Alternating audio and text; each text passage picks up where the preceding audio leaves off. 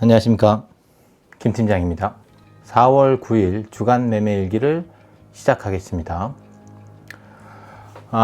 날씨가 많이 풀렸죠. 이게 낮이랑 밤에 일교차가 많이 심해져서 좀 옷을 따뜻하게 입어야 될지, 좀 두꺼운 옷을 입어야 될지, 아니면 반팔을 입어야 될지 되게 고민이 되는 한 주였는데, 이번 주말에는 저는 이제 이렇게 반팔을 입기 시작했습니다. 장롱에서 지난 여름에 입었던 옷들도 꺼내고, 또 올 겨울에 입었던 두꺼운 옷들은 다시 집어넣어 놓고, 이렇게 한 주간에 주말에 좀 정리를 하고 했는데요. 여러분들도 날씨에 따라서 이렇게 옷가지나 뭐 이런 것들을 다시 정리하는 그런 시간이 아니셨을까 싶네요. 이렇게 매주 그런 이슈에 따라서 일정이 있듯이 저희도 이제 계절에 따라서 준비해야 될 것도 있잖아요. 저희는 이제 사계절이 있으니까 계절이 변함에 따라서 그 변함에 적응하기 위해서 계속 그 생활 패턴을 바꾸기도 하고, 또 의복이나 뭐 식습관 이런 것도 계속 바뀌잖아요. 그래서 대한민국 국민들은 이렇게 변화에 적응하는 게 되게 좀 쉽고, 그게 좀 몸에 배어 있지 않나 싶어요.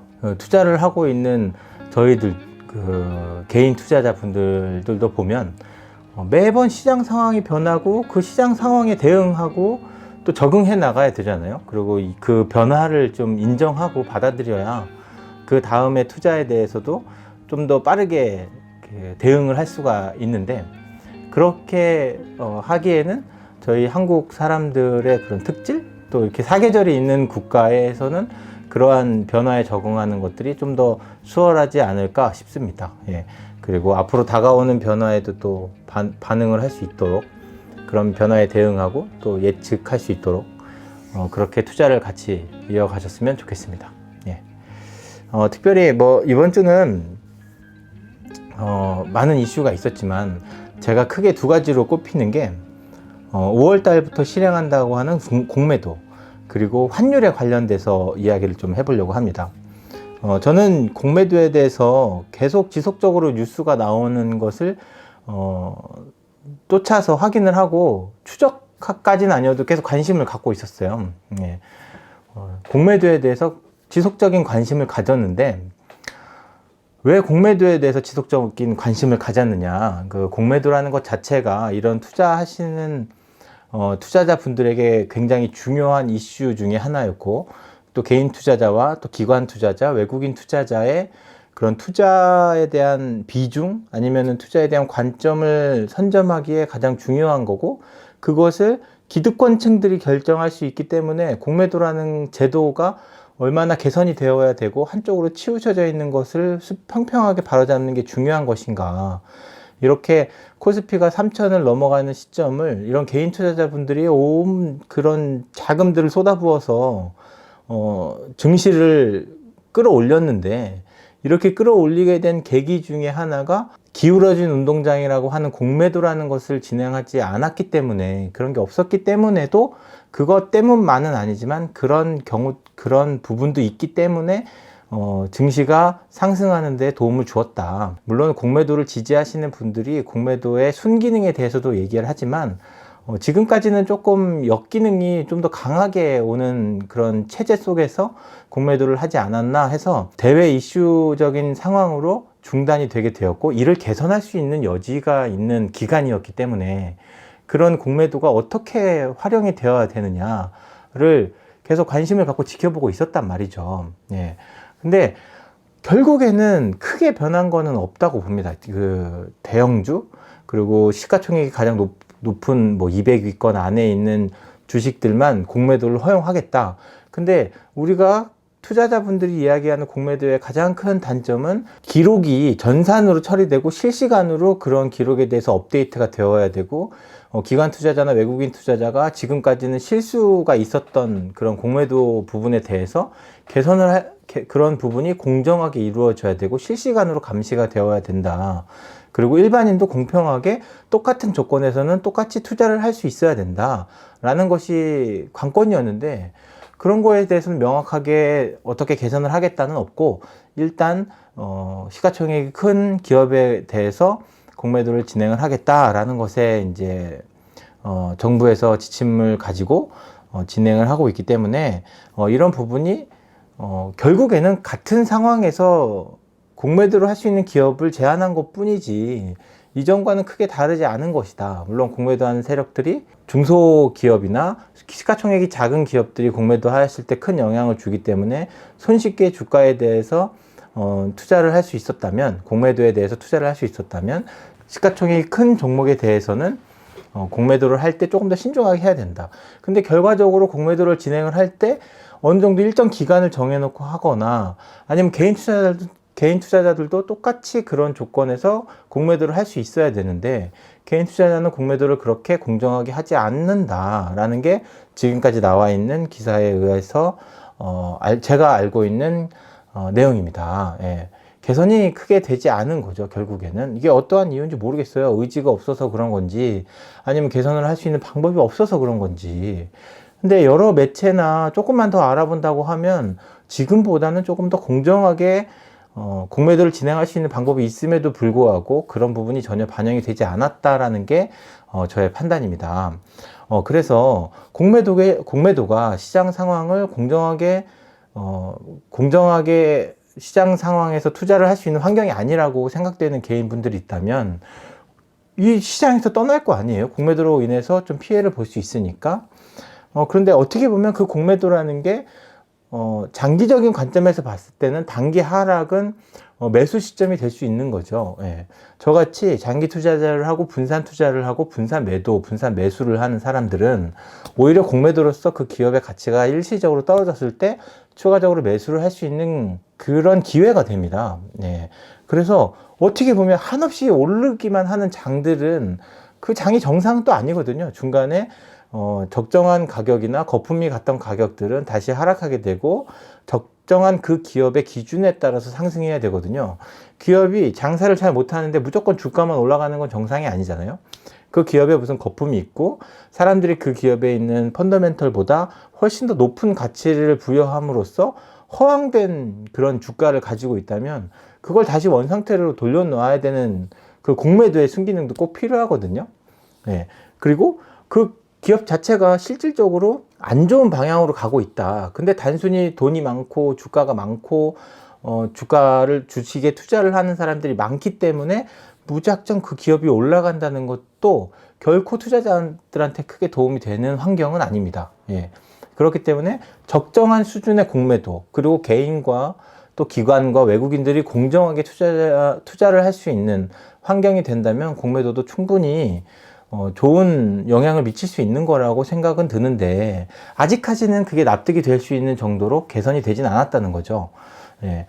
다양한 그런 의견들이 있어요. 뭐 공매도를 하기 위해서 기업들도 제한을 두기도 하고 개인들이 오히려 투자를 할 수 있게 해서 개인들도 공매도를 공평하게 할 수 있게 하는 방법도 있잖아요. 그리고 공매도 자체를 아예 폐기한다고 하는 것보다도 공매도의 순기능을 최대한 활용을 하되 기업들이 그러한 그 기업들의 공매도를 더 악용하는 사례들, 그 무차입 공매도를 진행하는 경우는 정말 크게 제재를 가해서 그런 불법적인 거래를 하지 않게, 무차입 공매도 같은 경우에는 공매도를 하되 지금 우리 법 안에서는 공매도를 하려면 그 법을 그 공매도를 하는 주식을 대차되어 한 그 주식에서 빌려서 매도를 해야 되는데 그게 이제 기록이 무슨 뭐 공매도하는 주식을 뭐 카톡으로 매매를 뭐 거래를 한다던가 나중에 장이 끝나고 맞춰봐서 안 맞으면 어떡할래 막 이렇게 한다고 하는데 그렇게 하지 말고 전산으로 공정하게 매매를 하게 되고 그리고 기업들도 공매도를 할 때 일정한 기간을 정해놓고 투자를 할 수 있게끔 기간을 정해놓던가 뭐 여러 가지 뭐 방법들이 있다고 하는데 전혀 그런 것들이 반영 안 됐다는 게 좀 속상하기도 합니다. 예, 그렇게 투자자들이 개인 투자자분들이 떠나는 시장에 대해서 신뢰를 하지 못하고 떠나게 되는 그 상황이 오지 않도록 공정하게 공매도가 진행되는 그런 기간이었으면 좋겠어요. 예. 그리고 공매도가 5월부터 재개가 된다고 하면 지금 4월 달부터 그 공매도에 대해서 대비를 해야 되는 시기는 맞습니다. 예. 시가총액 200위 이내에 있는 기업들이 공매도 대상이 되기 때문에 시가총액 200억 이내의 기업을 투자하고 계시는 분들 중에 내 기업이 좀 고평가를 받았고 내 기업이 기존의 지금 가치보다 많은 평가를 받고 있다라고 한다면 그 기업에 대해서는 어느 정도는 차익 실현을 하시던지 아니면 손해를 보고 계시다고 그러면 손절을 하시는 게 맞다고 생각이 됩니다. 근데 저 같은 경우에는 무조건 장기 투자, 분산 투자, 지금 매매하고 있는 것 자체가 평가가 많이 보유하고 있는 종목에 비해서 고평가를 받고 있으면 매도, 그리고 추가적으로 하락률이 높다 그러면 매수를 하고 있습니다. 그래서 공매도가 들어와서 주가가 비이상적으로 하락을 하게 된다면 원인은 분석을 하겠죠. 그게 정말 그 기업의 기능에 문제가 있어서 하락이 되는 건지, 정말로 공매도 때문에 하락을 하는 건지, 기업에는 문제가 없는데 공매도 때문에 하락을 한다 그러면 저는 매수를 할 거고요. 그리고 매수를 한 다음에 또 상승이 높으면 다시 매도를 해서 차익 실현을 할 겁니다. 네, 부분적으로 매매를 하고 차익 실현을 함으로 인해서 위험을 분산하고 투자를 하는데 꾸준한 수익을 노리는 투자법을 가지고 있기 때문에 저는 시가총액 200억 이내에 있는 기업들을 많이 보유하고 있고 200이라는 그 지수 자체에 투자도 하고 있기 때문에 앞으로 어떻게 제가 매매를 하는지 마지막에 이제 매매하는 리스트를 공개를 하게 되면 그 리스트를 꾸준히 봐주시고 수익이 얼마큼 나는지도 같이 한번 봐주셨으면 좋겠습니다. 예, 공매도에 대해서 얘기했고요. 다음은 환율에 대한 얘기인데요. 미국에서 지금 경기 부양책으로 수많은 돈들을 찍어가지고 국민들에게 나눠주고 있죠. 그리고 인프라에 대한 투자를 한다면 투자하는 비용들을 되게 많이 늘리고 있어요. 이는 시장에 돈이 많이 풀린다는 거예요. 시장에 돈이 많이 풀리면 미국 돈이 많이 풀리면 그 미국 돈이 갖고 싶어서 미국 돈을 해외에서도 이제 보관하려고 하잖아요. 우리나라도 이제 미국 돈을 갖고 있으니까.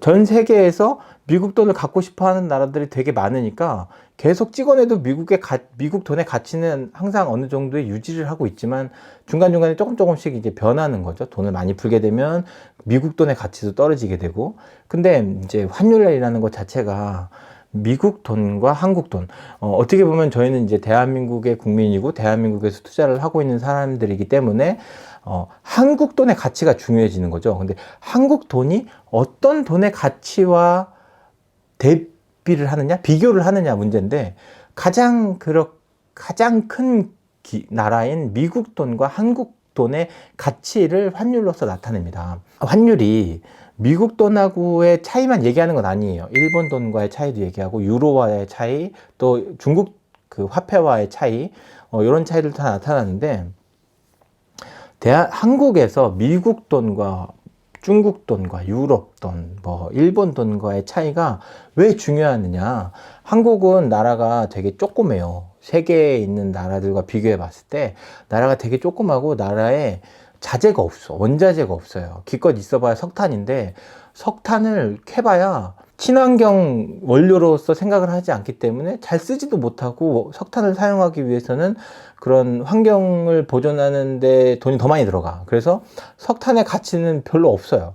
근데 그거 말고도 석유도 없고 희귀 광물이나 금과 이런 것들이 다 있어야 되는데 그런 것도 없어. 그럼 우리는 어떻게 해야 돼요?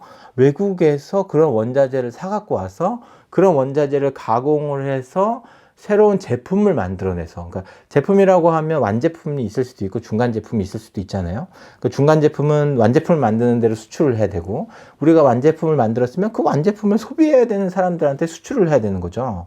예, 어쨌든 우리나라는 외국과의 그런 거래들을 많이 해야 되는 경제 요건인 거예요. 그렇게 해서 조선이나 그런 해상 화물들에 대해서 발전이 많이 됐죠. 왜냐하면 북한이라는 존재가 있기 때문에 내국에서 내륙으로, 그러니까 기차나 자동차로 날릴 수 있는 게 없기 때문에, 이게 우리나라가 땅이 붙어 있긴 한데 중국과 러시아하고 맞닿아 있는 땅이 있는데 북한이라는 나라와 분단이 되어 있기 때문에 우리가 뭔가 물건을 내보내려면 항공으로 보내거나 배로 날라야 되는, 해상으로 운송해야 되는 방법밖에 없는 거예요.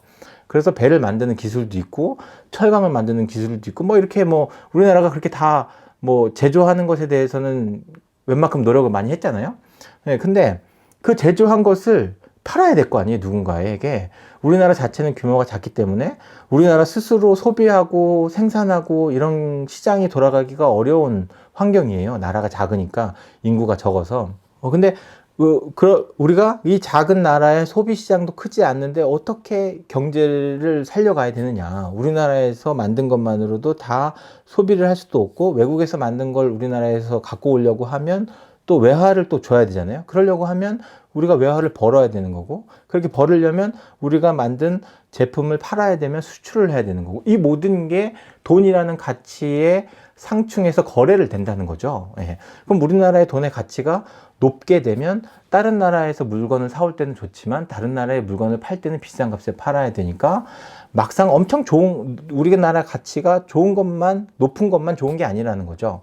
적정한 순에서 안정적으로 유지가 돼야 되는데, 지금 처음에 말씀드렸던 것처럼 미국에서는 돈을 계속 풀어대고 있는 거예요. 그러면 미국 돈의 가치가 어느 정도 떨어지겠죠. 우리나라의 원화의 가치가 상대적으로 올라가니까 왜 자꾸 미국이랑 비교하느냐. 미국의 달러의 가치가 기축통화로서 전 세계의 다른 나라들과 거래를 할 때 기준이 되는 화폐이기 때문에, 우리나라가 아까 원자재를 사올 때도 달러를 주고 사와야 되고, 다시 미국의 물건을 팔 때도 달러로 돈을 받아야 되고, 아니면 중국에 팔 때는 중국 돈으로 받긴 하지만 미국이라는 나라의 돈을 가지고 거래를 할 수 있는 나라가 오히려 더 많은 거예요. 예.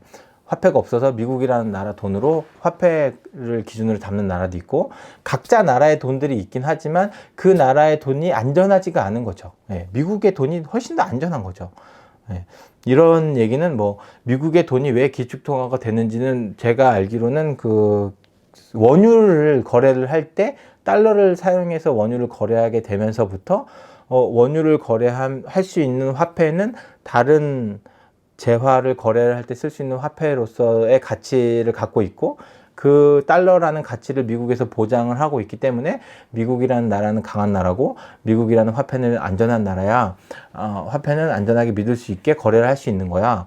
그러면 우리가 필리핀이랑 거래를 할 때도 달러로 거래하고, 인도네시아랑 거래할 때도 달러를 거래하고, 서로 그렇게 암묵적으로 안전한 화폐라고 인정하면서부터 미국 돈이 안전한 화폐가 된 거죠. 이렇게 한국의 환율도 중요하지만 이 한국의 환율과 어떻게 평가를 받는지 미국의 환율도 엄청 중요한 거죠. 그래서 이 경제와 주식, 투자 이렇게 하시는 분들이 미국의 화폐의 가치가 어떻게 변동하느냐, 네, 그리고 한국의 화폐의 가치는 미국에 대비해서 어떤 요인에 있어서 변동이 되느냐, 이런 거에 관심이 엄청 많이 갖는 것 같습니다. 투자를 하시는 분들이 궁극적으로 예측하고 판단해야 되는 것 중에 환율이 꼭 껴있는 이유가 저는 그건 것 같아요. 돈의 가치가 바뀌게 되면 우리 국내에 있는 기업의 가치도 바뀌게 되는 거예요. 우리 국내 기업이 1조 원짜리 기업이다.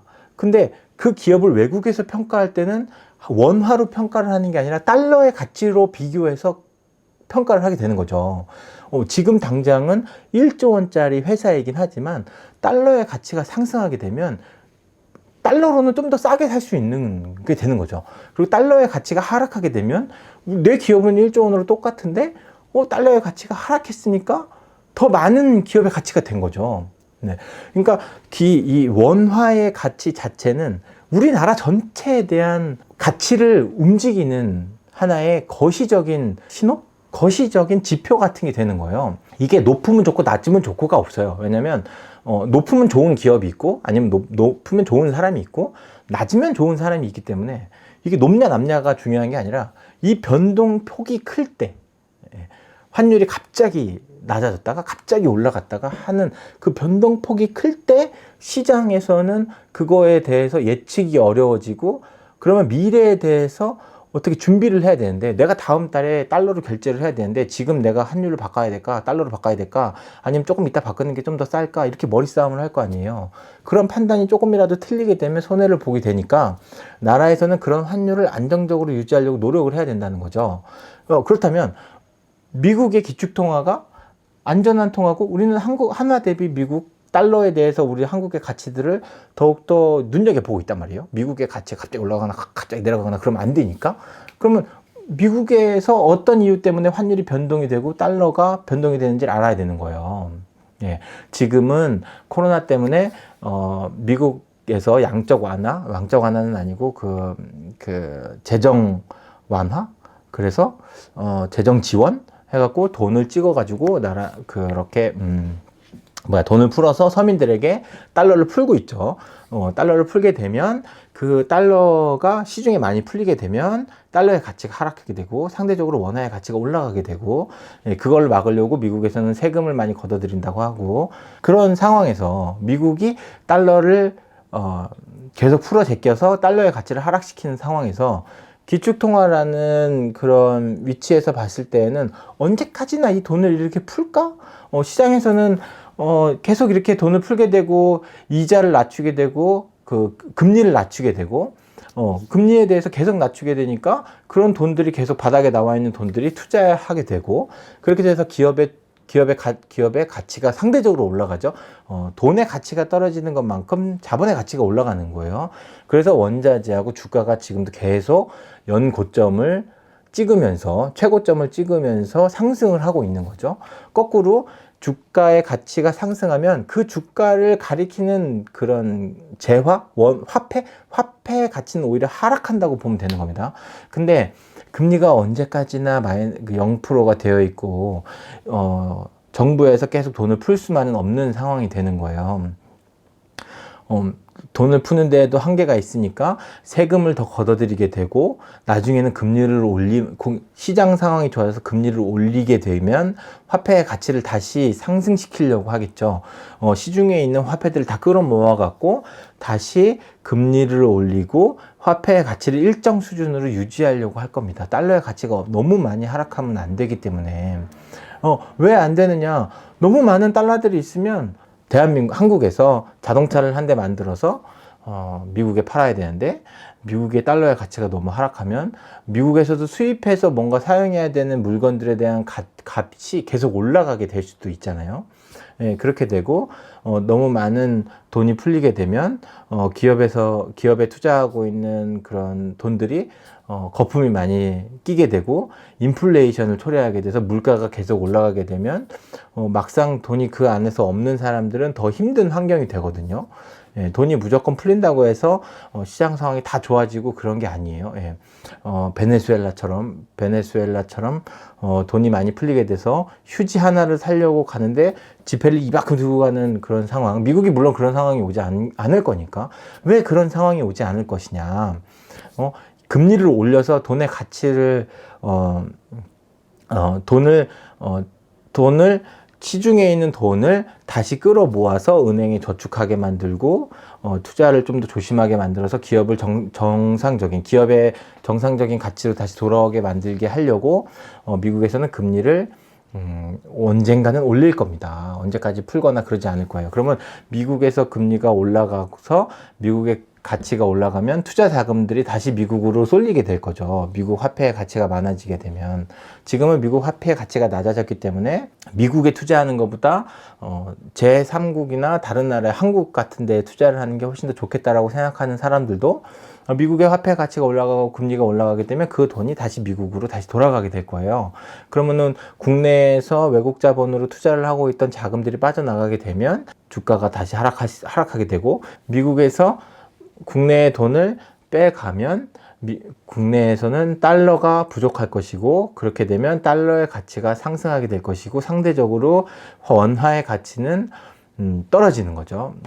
이렇게 금리의 상승과 하락에 대한 폭들이 예측하기 어려운 환경이 된다고 하면 투자자분들과 기업을 운영하면서 해외 수출 업무나 그런 자금을 담당하는 사람들이 판단하기가 어려운 환경이 되는 겁니다. 그래서 미국의 환율과 한국의 환율을 어느 정도는 계속 균등하게 맞춰가고 그 비율이 일정하게끔 유지하게 하려고 할 거예요. 그걸 임의로 하지는 않겠지만 경제 정책을 통해서 그런 환율이나 금리 정책을 통해서 또 미국 금리와 한국 금리를 맞추려고 하겠죠. 네. 그렇게 달러의 가치와 원화의 가치가 국내 주식과 국내 투자하고 있는 기업의 운영 이런 것들에도 큰 영향을 미친다는 겁니다. 예, 이런 얘기를 하려고 이렇게 길게 얘기를 한 거예요. 투자를 하시면서 환율과 원화와 미국의 달러의 가치의 변동에 의해서 투자를 하는데, 우리 국내에만 투자를 하게 되면 그러한 환율의 변동에 따라서 투자 자금에 대한 규모나 기업의 그런 평가하는 금액들, 내가 투자한 자금의 수익률, 이런 거에서 영향을 많이 미친단 말이죠. 그래서 해외에 투자를 하는 게, 달러로 교환해서 해외에도 투자를 일부분으로 해놓는 게, 그런 원화의 가치와 달러의 가치가 변동하는 것에 있어서 어느 정도 해지의 작용을 할 수 있다고 저는 봅니다. 예, 그래서 해외 자산에 투자를 해서 미국 달러로 기준이 되는 미국에도 투자를 하고, 뭐 유럽이나 뭐 이런 해외에도 투자를 하게 된다면, 그런 상대적인 환율의 변동에 따라서도 투자를 하는데, 우리 원화의 가치가 상승과 하락하게 됨에 따라서 투자의 수익률이 변동이 되는데, 그걸 어느 정도 상충할 수 있는 방법으로 해외에 투자를 한다면, 미국 가치가 많이 상승하거나 미국 달러의 가치가 많이 하락하게 되었을 경우에도 어느 정도 대응을 해서 투자금을 회수할 수 있다라고 저는 좀 생각을 하게 됩니다.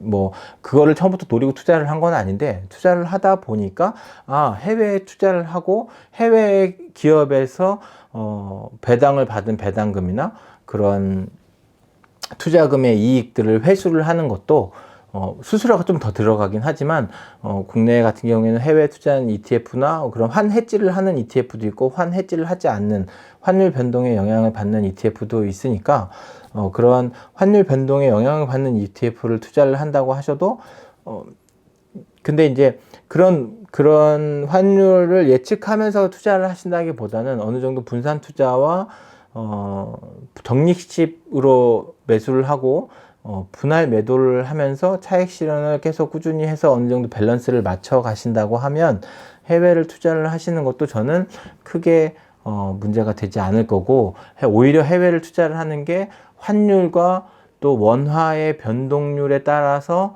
수익금이 변하고 주가가 움직이는 것에 대한 해지용으로도 가능하지 않을까, 이렇게 생각을 하게 됩니다. 해외에는 배당을 많이 주는 회사와 또 기업이 자체가 우리가 알만한 또 유명한 회사들도 해외에 많고요. 뭐 이케아도 있고요. 뭐 유럽 쪽에서는. 그리고 자동차 회사, 폭스바겐 뭐 이런 것도 다 해외 회사고, 또 뭐 구글이나 뭐 마이크로소프트 이런데 그런 데도 다 해외 쪽 회사니까, 그런 회사에 투자를 하시거나, 아니면 그 나라의 기업의 지수, 뭐 유로스탁 이런 지수나 뭐 미국 S&P 500 지수나 나스닥 지수에 투자하는 ETF에 투자를 하시는 것도 저는 환율의 변동에 따라서 좀 투자를 하시는데 좀 해지 정도 안정성, 그리고 꾸준한 수익, 이런 것을 노리는데 도움이 되지 않을까 싶습니다. 그리고 환율 자체는 해외 환율과 한국 환율에 대한 변동과 어떠한 상황에서 이런 게 변하고 어떠한 요인 때문에 변동이 되는지는 꾸준히 지켜봐야 되는 거예요. 그래서 이러한 경우에 변동이 되기도 하고, 이러한 사건이 있었고, 이러한 문제점이 있어서 환율이 변동했다. 물론 다 인간이 정하는 겁니다. 그걸 FOMC에서 어떠한 상황에 따라서 그러한 금리를 변동을 줬느냐, 대외적인 어떠한 이슈가 있어서 금리가 어떻게 변했냐. FOMC에서 지정하는 단기금리나 장기금리도 중요하긴 하지만, 실질적으로 미국에 있는 국채 채권에 대한 금리도 중요하다는 거. 저희가 뭐 그런 금리까지 다 일일이 따지고, 그런 금리가 변동했으니까 다음에 어떡할 거야, 이게 아니라, 거시적으로 보는 거예요. 이런 금리가 이렇게 올랐구나. 이런 금리가 이렇게 내렸으니까 앞으로는 어떤 일이 벌어질까? 대응을 하는 거죠. 금리가 떨어졌을 때를 대비한 것도 저는 그렇게 하고 있어요. 금리를 떨어졌을 때를 대비해서도 투자를 조금 해놓고, 금리가 올라갔을 때를 대비해서도 투자를 조금 해놓는 거죠. 장기적으로 분할 매수를 한다고 하면 둘 다 해서 적립해서 투자를 하는 게 저는 나쁘지 않다고 생각합니다. 달러도 투자하고 있고, 미국 달러 인버스도 투자했고, 달러도 투자하고 있으니까요. 그렇게 해외에도 투자를 하고 국내에도 일부분 투자를 해서 이렇게 분산을 해서 위험을 나누고 투자하는데 차익 실현을 대응하면서 하신다고 하면, 전 오히려 그게 더 투자를 하시는데 도움이 되실 거라고 봅니다. 실제로 제가 그렇게 투자를 하고 있고요. 제가 매매하고 있는 리스트를 보시면 그렇게 알고 계실 거예요. 환율에 대해서 얘기했는데, 이게 저도 환율은 너무 어려운 것 같아요. 이게 미국과 상대적으로 어떻게 우리가 평가를 받느냐, 우리나라의 원화의 가치가 어떻게 변하느냐를 알려면 해외 여러 나라의 그런 상황과 그 환율의 가치들을 다 알아야 되니까 그래서 더욱더 어려운 것 같아요. 예. 아직도 더 그쪽에 계속 관심을 갖고 지켜봐야 된다는 것을 말씀드리고 싶어요. 예, 이렇게 공매도와 환율에 대해서 이야기를 해 보았고요. 다음에는 매수와 매도 그리고 수익률에 대해서 말씀을 드리겠습니다. 오히려 매수한 거는 어느 정도 일정한 그런 수량이 있어요. 저는 이제 150 종목 정도를 보유하고 있고요.